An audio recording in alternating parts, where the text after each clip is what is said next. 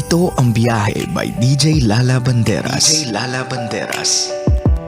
Hi love! Back with me, DJ Lala, para sa ating programang Sakto, Klaro, Diretso, Oras na may love, para magbasa tayo ng letter mula sa ating biyahe sender of the night, and we are also live sa Love Radio Manila. So kung gusto nyo mag-comment, magbigay ng sarili nyong opinion or advice sa ating letter sender, punta lang kayo sa Facebook, tapos puntahan nyo ang Love Radio Manila.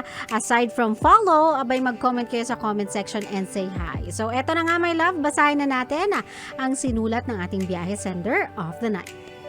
Ito po ang biyahe ni Marge.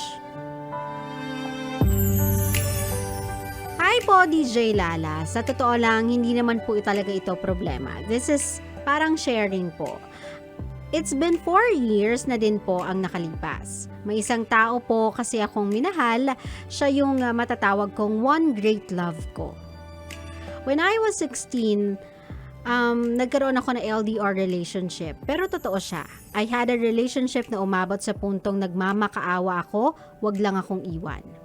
Umabot sa point na ayos lang sa akin kahit may iba na. Ang mahalaga, andun pa rin yung kami. Yung tipong ako na lang yung lumalaban sa aming dalawa kasi ipinaglalaban ko pa siya pero ako sinusukuan na niya. Ang sakit lang po sa part na kahit anong gawin ko, kung hindi pala talaga para sa akin yung isang tao, gagawa ang tadhana ng paraan para malayo ako sa taong binuo ko pero dinurog ako ng husto.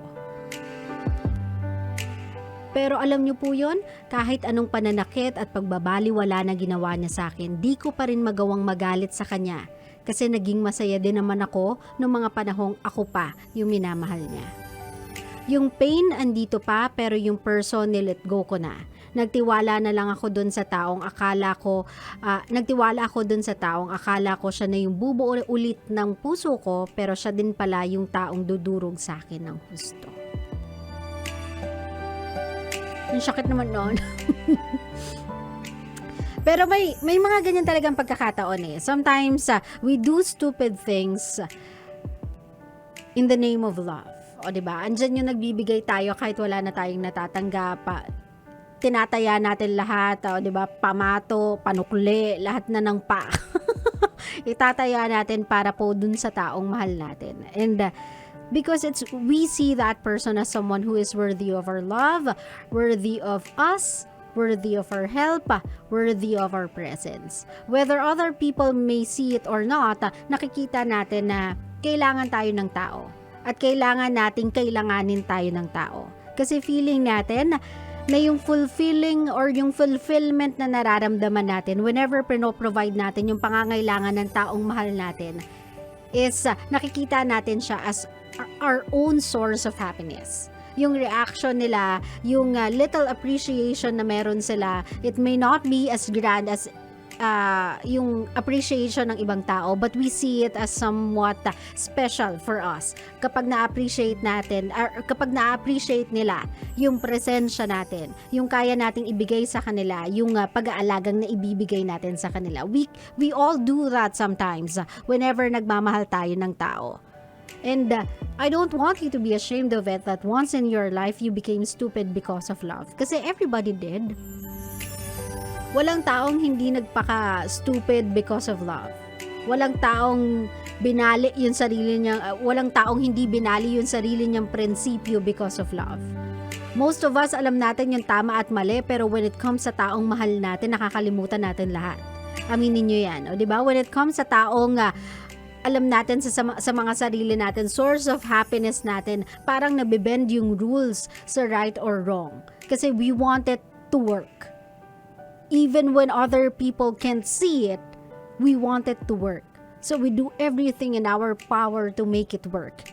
Even sometimes tinatago na lang natin sa ibang tao yung things that we have to do in order to make it work. Nagiging happy na lang tayo and secure dun sa feeling na at least it's working. At least kami pa. At least andyan pa siya. At least pumayag siya na kami pa. And we can tell that person over and over again ng madaming beses na Wag na, tama na. Ano ba yan? Nagpapakatanga ka para sa taong hindi ka naman mahal. Pinagtutulakan ka na, itinutulak mo pa yung sarili mo papunta sa kanya. We can tell that person all we want and as many times as we want to, but that person won't listen. Why? Kasi that person still wants to make it work. So, kailangan hayaan nyo silang mapagod. Hintayin nyo silang mapagod. Before nyo sabihin na, okay, pagod ka na. Okay na. Pwede na kitang saluin. Okay ka na? Pwede na tayo umalis? Okay ka na? O iyak ka lang dito. Wag na natin silang piliting makinig sa atin kasi they will never listen kasi I know I did not. When I was too or foolishly in love with a person, wala akong naririnig na ibang boses kundi boses ko lang. Wala akong naririnig na ibang opinion kung hindi opinion ko lang. Because I'm doing what I think will make me happy. I'm going after my happiness even when others cannot see it. Even when others can only hear me cry. Whenever na hindi maganda yung nangyayari sa amin, I know within my heart na at one point sa relationship namin nung taong yun napasaya niya ako. Naging siya yung mundo ko. Naginawa niya din akong mundo niya.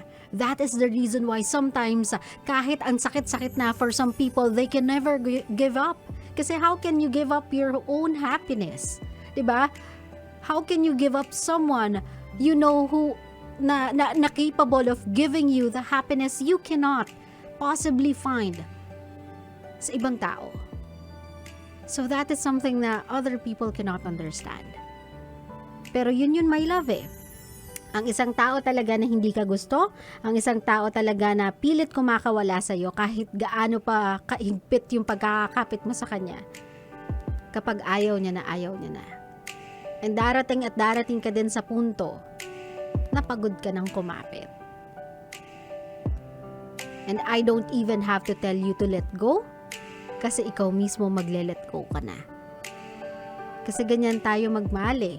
Hanggat kaya pa, hanggat may maibubuga ka pa, hanggat yung pasensya mo hindi pa nasasaid, hindi ka titigil magmahal.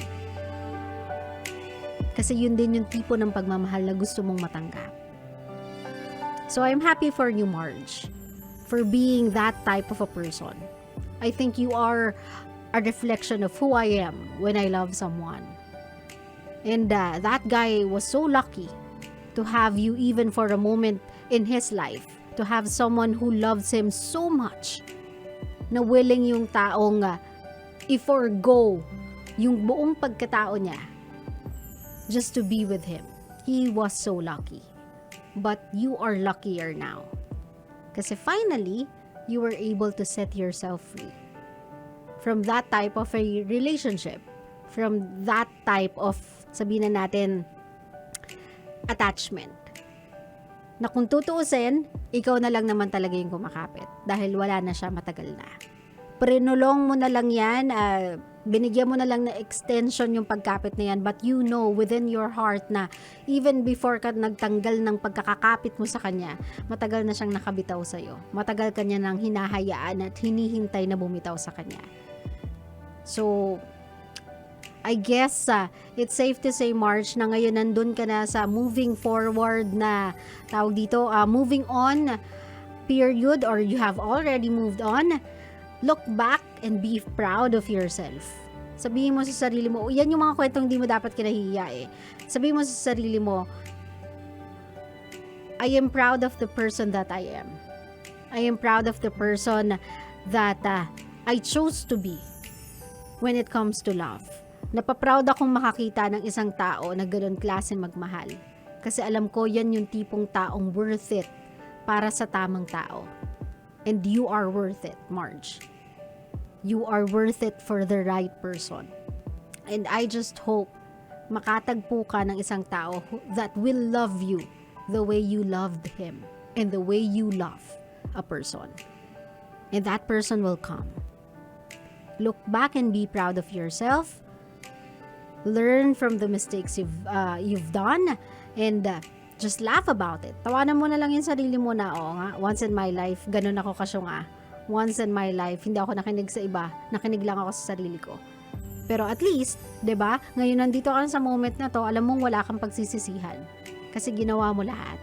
Ibinigay mo lahat. Wala kang pagsisisihan kasi hanggang sa dulo kumapit ka. Ito yung mga tipo ng kwentong sasabihin mo sa sarili mong, kung yung tao ngang hindi ako mahal, nagawa kong ipaglaban, ikaw pa bang mahal ako? Kaya kitang ipaglaban ng walang hangganan. Hay! Bayan, biglang umulit yung bed ko. Diba? Ang sarap ng ganyang klaseng pagmamahal, my love. And even when nakatagpo tayo ng mga taong gano'n na, alam mo yun, sinasayang yung ganong klaseng pagmamahal na kaya nating ibigay, please do not ever change the way you love a person.